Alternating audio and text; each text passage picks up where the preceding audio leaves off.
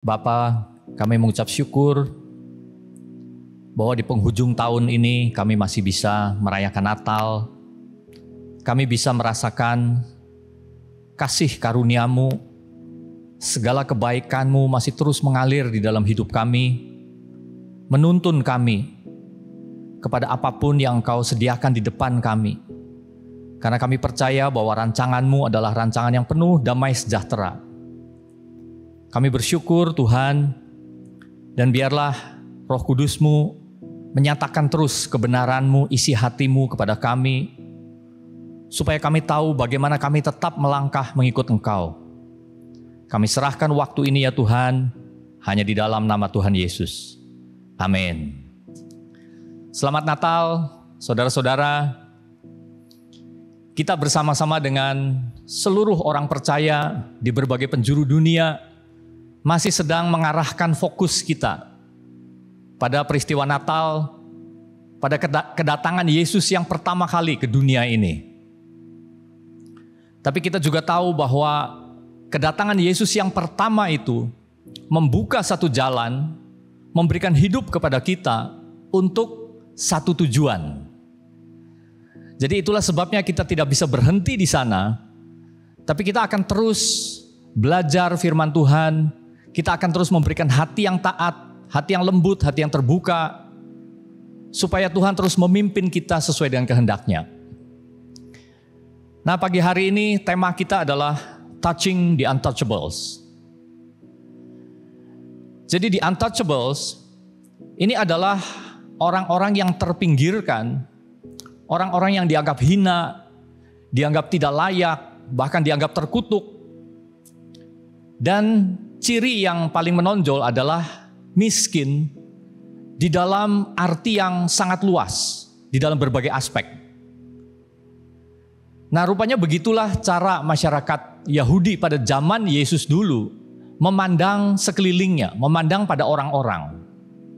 Jadi mereka memandang bahwa memang ada orang yang tidak boleh dijamah, tidak boleh didekati, tidak boleh disentuh. Tetapi Yesus datang justru untuk menyentuh mereka, the untouchables ini. Saudara masih ingat bahwa di dalam Matius dicatat setelah Yesus memanggil murid-muridnya untuk mengikut Dia, kemudian Yesus juga melakukan banyak mujizat-mujizat kesembuhan. Lalu pada suatu saat dicatat Yesus naik ke atas bukit, dan disitulah disampaikan serangkaian khotbah yang sangat penting, yang meletakkan banyak dasar-dasar, ya, pengajarannya, isi hatinya, yang mengenai berdoa, berpuasa, mengenai kekhawatiran, mengenai banyak hal yang sangat penting. Nah, setelah turun dari bukit, Yesus melanjutkan pemuridan kepada murid-muridnya dalam bentuk satu praktek, di mana pada saat itu Yesus bertemu dengan satu orang kusta, the untouchables, ya, orang yang tidak boleh disentuh. Lalu Yesus menyentuh dan menjamah dia dan menyembuhkan dia. Jadi ini satu gambar yang harusnya terus terpatri kuat di dalam hati kita. Karena saudara, setiap kali Natal memang kita diingatkan untuk apa Yesus datang ke dunia ini. Kita semua bisa menjawab bahwa Yesus datang ke dunia untuk menyatakan kasih Allah kepada kita. Seperti apakah perwujudan kasih Allah itu? Dan kasih yang tertinggi itu ditunjukkannya pada waktu Yesus naik ke atas kayu salib. Di situ Dia menyerahkan hidupnya, mati untuk menebus kita semua, sehingga kita bisa diperdamaikan dengan Allah, dibenarkan di hadapan Allah. Itu puncak karyanya. Nah, tetapi sangat penting juga apa yang ditunjukkan selama 3,5 tahun masa sebelumnya.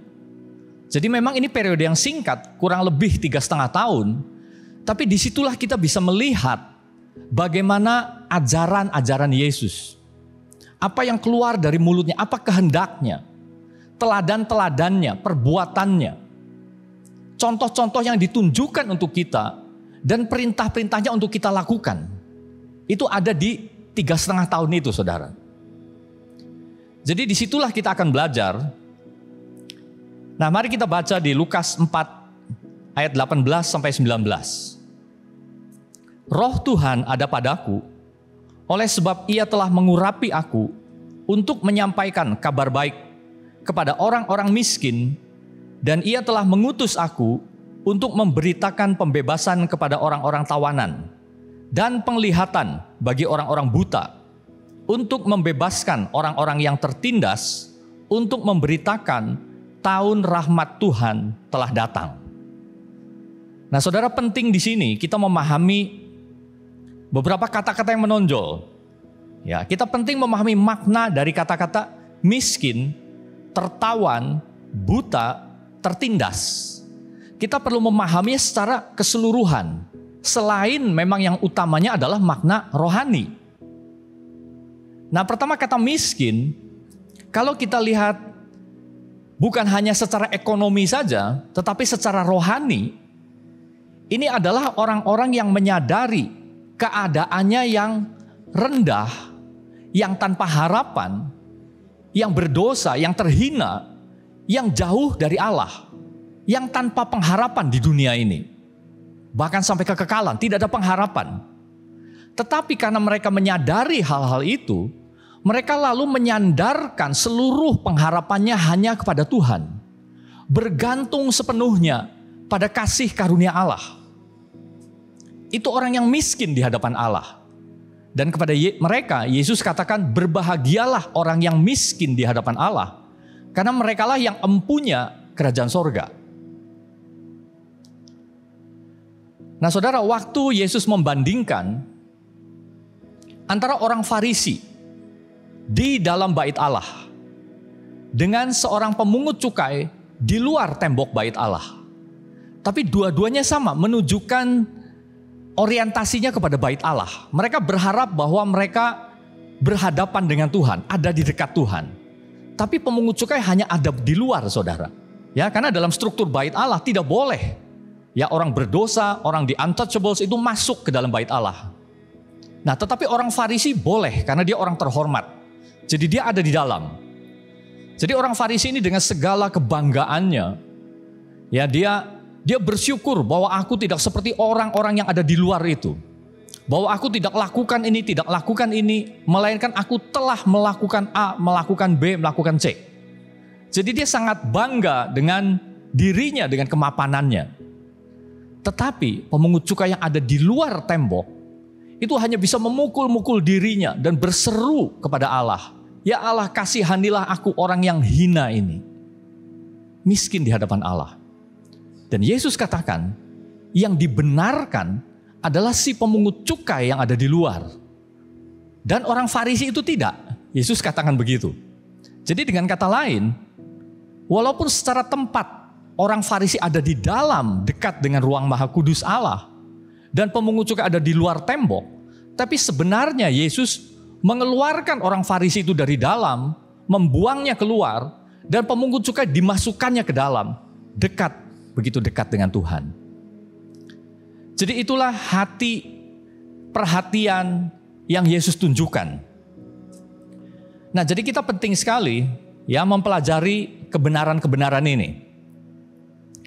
Nah, saudara, jadi pengertian dari the untouchables, ya sekali lagi ini adalah mereka yang terbelenggu, tertindas oleh keadaan sehingga mereka tidak berdaya. Ya. Nah, karena mereka menyadari ketidakberdayaan ini, bahwa segala hal-hal di dunia ini tidak bisa menopang mereka dengan sungguh-sungguh, dengan total, mereka lalu tahu bahwa sandaran mereka hanya Tuhan. Nah, kita sudah belajar bahwa di sepanjang perjanjian lama, satu pesan yang sangat menonjol adalah bahwa Tuhan sangat memperhatikan mereka.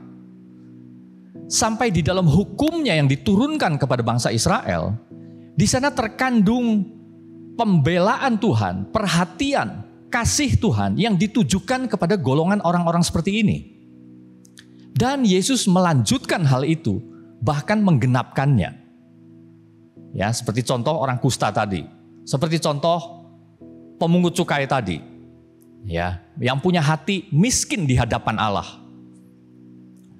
Nah, Yesus datang untuk memulihkan mereka juga. Dan nanti kita akan belajar bahwa pemulihan Yesus memang pertama di dalam hal rohani. Tapi ternyata Yesus juga melakukan pemulihan yang lain, di mana itu adalah memulihkan hidupnya. Dari orang yang tadinya tidak berdaya menjadi orang yang berdaya. Jadi sebenarnya pemulihan Yesus itu adalah pemberdayaan hidup, saudara. Karena Yesus juga tahu bahwa hidup kita di dunia ini berharga. Yesus ingin mengangkat harkat martabat orang yang terpuruk, orang yang rendah, orang yang hina menjadi berharga di hadapan Tuhan. Ya, jadi ada satu kata yang mungkin kita perlu ingat, pemberdayaan. Dan kepada prinsip itulah gereja harus meneladani bagaimana bukan hanya menolong orang, tapi memberdayakan orang. Bukan hanya menyelamatkan rohaninya, rohnya, tapi jiwanya, ya, tubuhnya, hidupnya secara holistik. Nah, saya akan perlihatkan satu gambar satu. Di dalam gambar ini menyatakan seperti inilah struktur yang diakui oleh orang-orang Yahudi pada waktu itu. Jadi pada waktu mereka memandang dirinya, memandang sekelilingnya, struktur inilah yang mereka yakini benar. Jadi pertama ini dibagi dua dulu. Ya, 3 yang atas itu adalah golongan elit. Ya, mereka ada di situ, diri mereka sendiri ada di situ.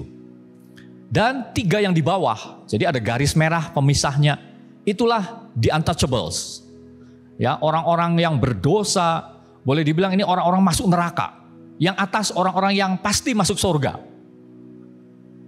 Nah, paling atas itu jelas imam besar. Nah, lalu di bawah imam besar ini para pemuka-pemuka agama. Jadi ada orang Farisi, orang Saduki, ya, imam-imam, para rabi, guru, pengajar. Jadi walaupun orang Farisi dengan Saduki itu tidak akur, tapi pokoknya mereka memandang diri mereka yang ada di situ. Mereka boleh berbeda, berselisih dalam pengajaran-pengajaran, tapi pokoknya ya kamu elit, saya juga elit. Ya. Nah, kemudian yang di bawah adalah orang Yahudi pada umumnya, the commoners. Ya, orang Yahudi. Nah, baru di bawah yang untouchables, yang tidak boleh disentuh, ya terbuang, terhina. Di situ adalah para pemungut cukai, kaum najis, ya maksudnya orang-orang yang ya sakit kusta, ya sakit pendarahan, misalkan ada wanita yang sakit pendarahan itu dianggap najis, ya. Kemudian para pendosa, ada wanita pelacur, ya ada wanita Samaria, misalkan. Nah lalu di bawahnya lagi orang Samaria. Jadi mereka memandang orang Samaria ini najis, ya diskriminatifnya itu begitu, saudara. Jadi mereka bahkan berpapasan saja tidak mau. Mereka akan menyimpang. Ya, dan bahkan sambil meludah. Ya, jadi ini luar biasa. Ya, rasial. Ya, diskriminasinya luar biasa. Dan di bawah orang Samaria adalah the Gentiles. Ya, orang-orang asing lainnya yang non Yahudi, pokoknya orang Yunani, orang Romawi, ya, yang bukan Yahudi.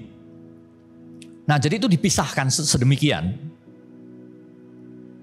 Nah, kemudian saudara, kita beralih ke gambar 2. Nah, berdasarkan struktur ini yang kita ingat, kita lalu akan meninjau satu kisah orang yang namanya Yairus dan seorang perempuan yang sakit pendarahan. Nah, saudara tahu bahwa Yairus itu adalah seorang kepala rumah ibadat. Jadi posisinya di mana, saudara? Yang di atas. Ya, golongan elit. Boleh dibilang ini strata kedua nih, ya, pemuka agama. Nah, sebaliknya, wanita yang sakit pendarahan adanya di bawah, di untouchables. Tapi kisah 2 orang ini dirangkai di dalam satu episode. Ya. Dan fokusnya adalah Yesus. Kita akan melihat apa yang Yesus lakukan kepada 2 figur ini. Nah, memang kisahnya dimulai pada waktu Yairus ini, seorang kepala rumah ibadat, datang ke hadapan Yesus karena anaknya sakit di rumah. Lalu dia tersungkur di depan kaki Yesus. Ya, jadi gambaran itu, saudara. Wanita yang pendarahan ini juga akhirnya tersungkur di depan kaki Yesus. Jadi ini 2 orang dengan strata yang berbeda, tapi dua-duanya sebenarnya miskin di hadapan Allah. Digambarkan dengan dua-duanya tersungkur di depan kaki Yesus. Nah, memang Yesus akhirnya memberi kasih karunia kepada keduanya. Ya, anak dari kepala rumah ibadat ini disembuhkan dan perempuan sakit pendarah ini juga disembuhkan. Ya, saudara lihat. Jadi, tetapi yang kita ingin tekankan adalah Yesus melakukan hal yang lebih kepada wanita yang sakit pendarahan ini. Ya kan kisahnya kan, oke, setelah Yesus setuju, setelah Yairus tersungkur dan mengajak Yesus ke rumahnya, ini kan di depan orang banyak, saudara. Ya, dua-dua peristiwa ini disaksikan oleh publik. Jadi setelah Yairus merendahkan dirinya, miskin di hadapan Allah, tersungkur, menggantungkan seluruh harapannya kepada Yesus, Yesus mengikuti Yairus ke rumahnya. Nah, di dalam perjalanan inilah, di tengah-tengah desakan-desakan gerombolan orang banyak, wanita ini yang tidak berani tampil, dia hanya berani dari belakang saja karena dia menyadari keadaannya yang hina. Dia sadar bahwa dirinya adalah golongan the untouchables. Dia hanya dari belakang, tapi dengan imannya, dengan rohnya yang miskin di hadapan Allah, dia percaya asalku jamah saja jubahnya, aku akan sembuh. Jadi dia jamah jubah Yesus dan seketika itu dia merasakan dan memang terjadi bahwa dia sudah sembuh. Nah, saudara, sebenarnya kalau Yesus tahu dan wanita itu sudah sembuh, Yesus tinggal teruskan saja perjalanannya. Ya, yang penting sudah sembuh. Tapi nyata bahwa Yesus tidak akan berhenti sampai di situ. Karena Yesus lalu berhenti. Dia bertanya, siapa yang menjamah jubahku? Sampai murid-muridnya bilang, guru, engkau lihat orang-orang begini banyak, ya kalau diparafrasekan. Orang desak-desak semua, banyak yang menyentuh engkau. Lalu engkau bertanya, siapa yang menjamah jubahku? Tapi Yesus tidak menyerah. Dia memandang sekeliling. Dengan kata lain, itu adalah tindakan yang memaksa mendorong perempuan ini. Walaupun dengan ketakutan, akhirnya dia tampil di depan publik. Dan saudara tahu bahwa setelah dia tampil, dia dengan tulus dia memberitahukan segala sesuatu, dicatat di situ. Jadi orang yang tadinya suaranya tidak terdengar, saudara, karena wanita, suara seorang wanita itu tidak dihargai di dalam struktur masyarakat yang ya boleh dibilang menindas itu ya, mendiskriminasi. Seorang wanita itu tidak layak menjadi saksi di pengadilan. Walaupun dia saksi tunggal yang menyaksikan dengan mata kepalanya sendiri, tapi dia tidak berhak ngomong. Ya, itulah kondisi pada waktu itu. Tetapi wanita ini didorong sehingga dia memberitahukan segala sesuatu dan didengar oleh orang banyak. Ya, ini mulai diangkat, saudara, oleh Yesus. Penyakitnya sudah sembuh, tapi Yesus mengerjakan sesuatu yang lebih dalam. Dia angkat ini wanita ini di depan publik. Jadi orang-orang mendengar. Nah, setelah wanita ini bersuara, berbicara, lalu apa? Yesus di situ mendeklarasikan juga di depan publik. Yesus katakan apa? 3 hal. Imanmu telah menyelamatkan engkau. 1. Ya, jadi tadinya dia dianggap pendosa. Ya, oh kamu sakit pendarahan. Ya, dia juga miskin, 12 tahun. Ya, uangnya habis untuk berobat. Ya, jadi dia sudah miskin ekonomi, miskin rohani, miskin sosial, ya terpuruk. Tapi dia angkat satu demi satu. Ya, Yesus angkat maksudnya. Imanmu telah menyelamatkan engkau. Jadi rohaninya dipulihkan. Ya. Lalu Yesus katakan apa? Pergilah dengan selamat. Ya, jadi pergi selamat. Ya, jadi berbalik, dia datang dengan terpuruk, dia sekarang bisa pergi pulang dengan selamat. Dan bahkan yang ketiga, Yesus umumkan lagi kesembuhannya. Sebenarnya Yesus tahu dia sudah sembuh. Yesus umumkan, sembuhlah dari penyakitmu. Ya, jadi saudara lihat 3 hal. Imanmu telah menyelamatkan engkau, pergilah dengan selamat, sembuhlah dari penyakitmu. Jadi ini satu pemulihan yang holistik, yang menyeluruh, saudara. Bukan hanya penyakitnya, tapi hidupnya juga dipulihkan. Ya, ekonominya, karena dia bisa bergabung kembali dengan masyarakat, bisa bekerja kembali, diberdayakan oleh Yesus. Ya. Nah, lalu kita juga akan menyinggung, saudara mungkin masih ingat ini dicatat di Lukas pasal 7. Mengenai seorang janda juga. Jadi golongan lemah lagi ya saudara. Yesus sering menunjukkan kepada golongan-golongan yang lemah ini. Ya, tadi sudah ada sakit kusta, ada pemungut cukai, ada wanita sakit pendarahan. Ini ada janda lagi. Dan bisa ditambahkan perempuan di Samaria lagi, sudah perempuan Samaria lagi, dan berdosa lagi. Ya, tapi janda Nain dulu, Lukas 7 ya. Nah, Yesus kan berpapasan dengan iring-iringan jenazah. Yang mati itu adalah anak laki-laki tunggal dari janda ini. Jadi saudara lihat, sudah janda, nggak ada suami, punya anak laki-laki satu-satunya, mati pula.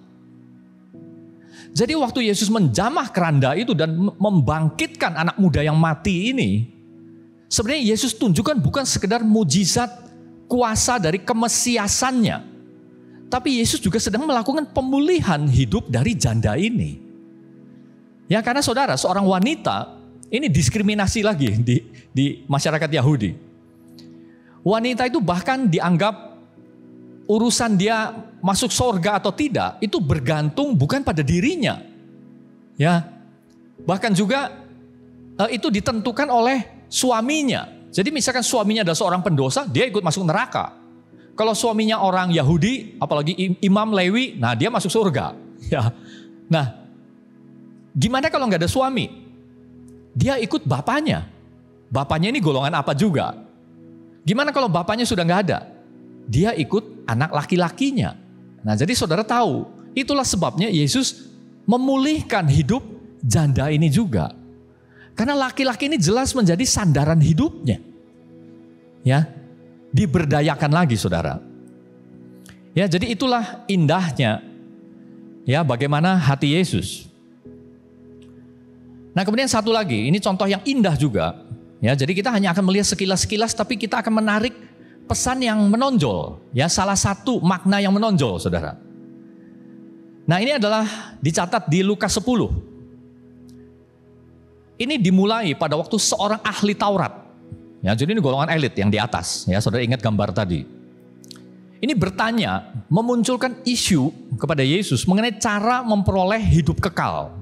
Ya, urusan sangat penting kan? Ya, bagi kita yang hidup, bagaimana cara memperoleh hidup kekal? Nah, Yesus tanya apa yang tertulis di dalam hukum Taurat. Nah, ahli Taurat ini dia tahu. Jadi dia menyebut, kasihilah Tuhan Allahmu dengan segenap hatimu, segenap jiwamu, segenap akal budimu, segenap kekuatanmu. Dan kasihilah sesamamu manusia seperti dirimu sendiri. Jadi Yesus katakan, perbuatlah demikian maka engkau akan hidup.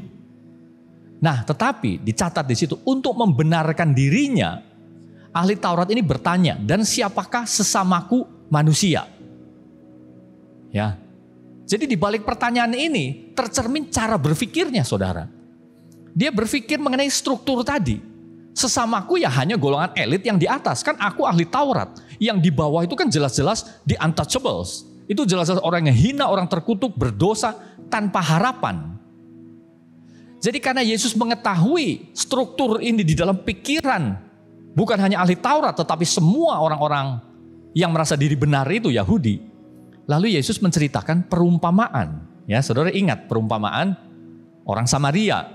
Ya, ada seorang turun dari Yerusalem ke Yeriko, lalu dirampok di tengah jalan, dipukuli, luka parah, tergeletak di pinggir jalan. Nah, lalu Yesus kan menunjukkan 3 figur. Yang pertama adalah seorang imam. Ya, ini golongan atas kan. Dia mungkin mengasihi Allah. Ya, dia beribadah kepada Allah. Tapi Yesus mengujinya dengan hal yang kedua. Karena Yesus katakan, dan hal yang kedua, perintah kedua yang sama dengan itu adalah kasihilah sesamamu manusia. Jadi ini 2 sisi, ya, dari satu keping mata uang boleh dibilang, yang tidak boleh dipisah, saudara. Karena hal yang kedua ini juga Tuhan cari sebagai tanda bahwa kamu adalah umatku. Kamu adalah orang yang sudah memperoleh kasih karunia. Apakah engkau menunjukkan dengan perbuatanmu, kasihmu kepada sesamamu? Jadi oke, dari golongannya oke, anggap kamu ini orang elit, ya, orang yang benar beribadah kepada Allah. Tapi lihat dari hal yang kedua, ya, dia malah menjauh, ya, tidak menolong. Jadi dalam hal yang kedua dia gagal, boleh dibilang, ya, teruji bahwa itu tidak benar. Nah, lalu yang kedua orang Lewi, ya, sama kan saudara, ya, orang elit juga, tapi tidak menolong juga, jadi salah juga, ya, terbukti kamu juga sisi satunya kamu tidak memenuhi. Nah, lalu orang Samaria, ini jelas golongan yang bawah, di untouchables. Ya, lalu saudara tahu ceritanya kan? Dia menolong dan lain sebagainya. Ya, menolong secara tuntas gitu. Ya, jadi saudara lihat, ya gambar ketiga. Ya, bisa diperlihatkan gambar ketiga. Dari sini struktur tadi bagi Yesus tidak ada artinya. Karena ada hal yang lebih penting di situ. Jadi ini seperti dibolak-balik. Baik, kamu merasa ada di atas, tapi sebenarnya kamu adalah di bawah. Ya, sama seperti orang Farisi dan pemungut cukai tadi. Dan orang Samaria ini nyata dari perbuatannya bahwa dia bukan hanya beribadah kepada Allah, memang tidak dicatat, tapi dari hal yang kedua dia lakukan, ini menjadi tanda yang Yesus cari sebenarnya. Jadi dia dimasukkan ke atas justru. Jadi saudara lihat, struktur ini oleh Yesus dibolak-balik. Tidak mengakui struktur menurut manusia yang berdosa. Standar yang salah, bukan standarnya Allah. Saudara, jadi dengan kata lain, kita harus merenungkan kebenaran ini dalam-dalam. Kita sudah memperoleh kasih karunia. Sudah selayaknya. Kita juga terdorong, ya mungkin ini menjadi salah satu pesan saja yang mendorong kita untuk melakukan hukum yang kedua, saudara. Ya, dan bukankah Tuhan sudah menunjukkan banyak caranya? Saudara sudah melihat bahwa jemaat kita tahu menyadari ini sejak awal. Ya, para pendiri jemaat kita mulai dari Pak Gerit, ya Pak Juliono, dan sekarang diteruskan oleh Pastor Diki, ya Dr. Diki. Sisi yang satu ini tidak pernah diabaikan. Ya, kita berusaha, saudara, walaupun dengan segala keterbatasan. Karena kita tidak ingin hanya menjadi orang-orang, oke, saya selamat. Oh, kita selamat, golongan kita selamat. Lalu kita membatasi diri di dalam zona nyaman kita, tapi tanpa kita sadari, kita tidak bedanya seperti imam atau orang Lewi tadi, yang mengabaikan. Tapi dengan teladan yang Yesus tunjukkan sejak kedatangannya, sejak dia merekrut murid-muridnya, sejak dia turun dari bukit, sejak dia mengkhotbahkan khotbah di bukit itu, terus menerus tanpa henti. Lihat, Yesus terus mendekat kepada golongan-golongan ini. Itulah yang gereja harus lakukan, saudara. Amin. Jadi mari kita, yang pertama mari kita membangun hati yang miskin di hadapan Allah. Kita jauhkan segala kesombongan rohani, merasa diri elit, merasa diri yakin, ya, merasa diri tinggi, miskin di hadapan Allah. Karena kita masih terus bergantung.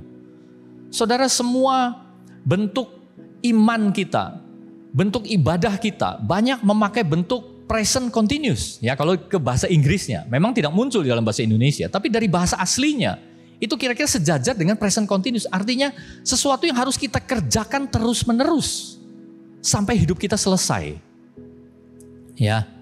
Dan kedua, menyadari begitu pentingnya perhatian Allah kepada the untouchables. Itulah sebabnya Yesus melakukan, menyentuh, ya, touching the untouchables. Sehingga kita pun harus do something, saudara. Tidak bisa hanya diam dengan nyaman melakukan ibadah, seolah-olah beres antara Tuhan dengan saya. Ya betul, saudara, keselamatan adalah pribadi, Tuhan dengan saya. Tapi sesudah saya selamat, Tuhan lalu menunjuk pada sekeliling kita. Lihat sekelilingmu dan do something. Amin. Jadi saya mendorong bahwa bagi kita tidak terlalu sulit. Ya, karena kita sudah banyak hal-hal, kita tinggal fokuskan energi kita, sumber daya kita. Ya hati saudara, belas kasihan saudara. Ya, banyak pelayanan-pelayanan eksternal kita memang menjamah di sana. Ya, bahkan kita menyediakan yang namanya pelayanan diakonia. Amin, saudara. Amin.